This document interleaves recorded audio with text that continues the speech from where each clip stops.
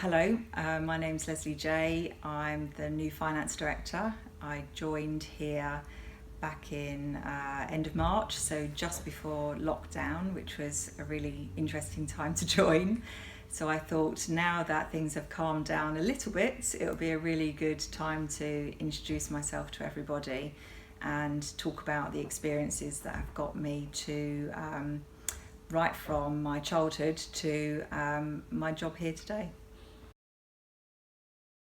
The first really significant experience I had that shaped who I am today was one that happens almost unconsciously. That when I went to an all-girls school for my secondary school, and the head teacher was a Dr. Jeanette Viggers, who remember this was quite a while ago because I'm I'm getting on. She was a real feminist, like really strongly a feminist, and really wanted to empower all the girls in her school. And she used to do this assembly every day where it would be about how powerful women were and nothing should get in their way from achieving their goals, and tell us about other empowering other women who had reached their peaks of their careers. And you know, when you're sort of 13 to 16, you kind of get really fed up of it. There's a lot of eye rolling and it drifts over your head.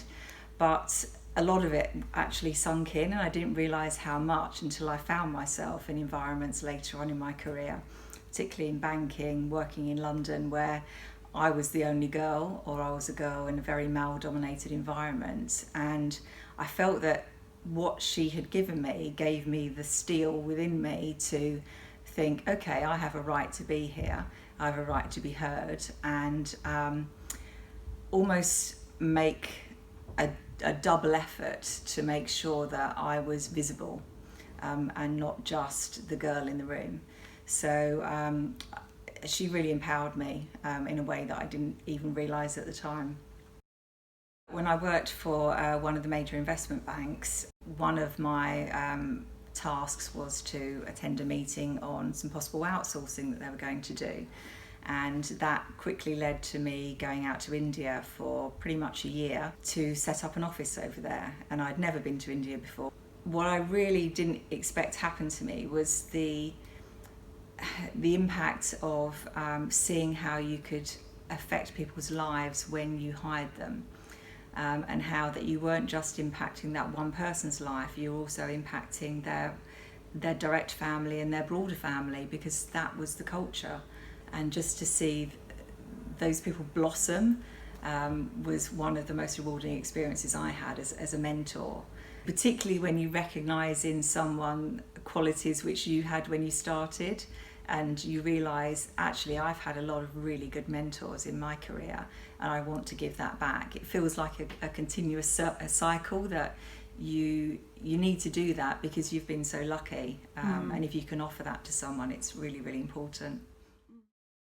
I didn't realise when I offered to do it, but when I had 3 months off last year, the thing that I was naturally drawn to was following my children to school, and offering my services at the school to see if I could help. And one of the biggest ways that I felt I could help was not necessarily directly helping my own children, but helping the classes they were within. Because if you could raise the reading level of the whole class, then the whole class would progress much more quickly. But it was about engaging them with the right books, so that they went from learning the phonics of how to pronounce words to then moving on to choosing books that they really enjoyed themselves. And it was just lovely to see that transition, and really rewarding to see the progress was so quick with children. They're like sponges.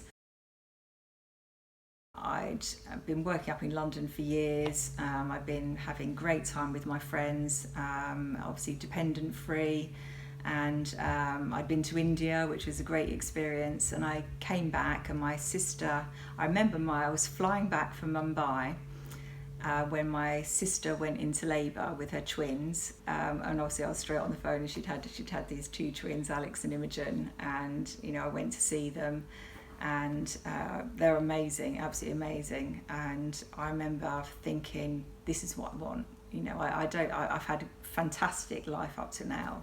I've really pushed my limits on everything that I want to do. And now I want to actually put my time into a family. I met my husband about 2 years later, and we got married, and I moved down to Cornwall, which felt like I was going on holiday for the rest of my life. And had my first experience of working for a social enterprise, which was so different from the corporate world I'd experienced before. What was important wasn't the money, which is weird when you're an accountant. The stewardship of the money is very important, but making money isn't. And what's really important is the purpose of the company and how we achieve that. I loved my years there, and gave it up when I became pregnant with my first daughter, and then pregnant with my son. And then we moved back to West Sussex to be closer to family. So again, family was the key driver in my decision making. And then I started to think about, okay, what kind of organisation do I want to work for? And I realised it wasn't financial services anymore. I wanted it to be real, something that mattered to me, something that I could relate to. This job popped up, which was the first social enterprise job that I'd seen advertised. And it was very strange walking into a world that wasn't corporate. But the more I find out about here, it's like unraveling an onion. It's a delight every day that I find something else new about how the company works and operates that is just, some of it blows my mind. The fact that everyone brings their whole self to work, I absolutely love that, and I think that is so important. My hopes for here, obviously, it's an amazing time to join. It's quite a scary time to join. We're just coming through a pandemic which directly affects our services. I see it as a fantastic opportunity for change, which here is really good at.